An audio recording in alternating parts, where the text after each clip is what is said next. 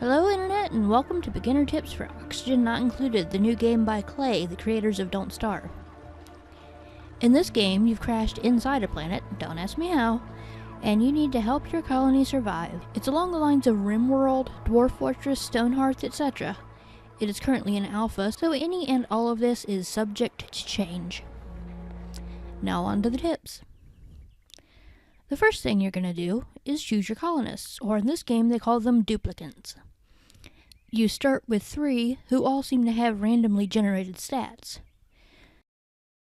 First are their attributes, where you can see what skills they have, such as cooking, digging, athletics, etc. The higher the number, the better or faster they will be at that skill. These are of course just base skills, and they can learn skills as they go along. Next are the traits. Each duplicant has 2, a positive one shown in green, and a negative one shown in red. Hover your mouse over any of the traits or attributes to find out what they do and help you make your choice. If you really don't like a duplicant, you can press the shuffle button, which will change only that duplicant, so it's not an all or nothing roll of the dice. I'm sort of cheating here in choosing a duplicant with a biohazard trait. To the best of my knowledge, diseases haven't yet been implemented, so other than the occasional bout of the spores, I've yet to see any real issue with this trait. I'm certain that'll change soon enough, though. Once you've landed, you'll want to zoom out and get a look at your surroundings. Make note of where the water is and any big green sections of wall, as that's the algae, which is very important. Once you've done this, it's time to start digging. This will actually be the only action available to you at first, because you need to dig to get the resources to build any of the other things that you need. I usually dig towards water and a little ways away from my main area, so that I can build a toilet. I usually try to dig at least 2 tiles high, as duplicants are that tall and they need that much space to travel. When it comes to accessing water, all you really need to do is dig.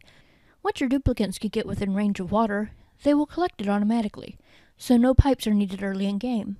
If you need to contain your water, build tiles, as they do not allow water to pass. Be warned, however, that too much water can get heavy and break through barriers. Of course, when you're building, you may want to build ladders for anything over 2 tiles high, or you may come back to find your duplicant stuck, like this poor guy here. One of the very first things you'll need to build is toilets, for obvious reasons. If duplicants can't find a toilet when they really need one, they'll have an accident and you'll find contaminated water everywhere. Contaminated water not only spreads disease, but also stresses out any duplicants who touch it. Spills can be mopped up, but it's best to avoid the situation to begin with. It's usually best to build toilets a little ways away from the main area, as they do pollute the air. An outhouse gets 15 trips before it needs to be cleaned. Cleaning it will produce contaminated dirt, which also gives off contaminated oxygen. So I like to set up a storage container next to the outhouses for storing contaminated dirt alone, because even when it's in storage, it will still give off contaminated oxygen. After you research farming, you can use this to compost and create fertilizer. Which brings us to our next tip, storage containers. You'll need to build these before your duplicants will sweep all those lovely resources up off the floor. One interesting thing I've noticed is that the menu to select what it will hold does not show an item unless it is something you've already obtained. So this menu doesn't show contaminated dirt because I have yet to collect any, so I'll have to change that as soon as I get some. We still need to generate oxygen, but before we can do that, we need power. You'll want to start with a manual generator where one of your duplicants will run to create electricity. You also start the game with the knowledge of how to create a tiny battery.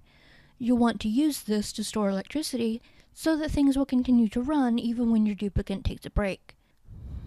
And of course, your oxygen generators. Then connect it all up with wire.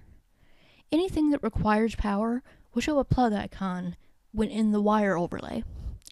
For this small setup here, I don't usually worry about wires showing, because eventually I'm going to fill it all in.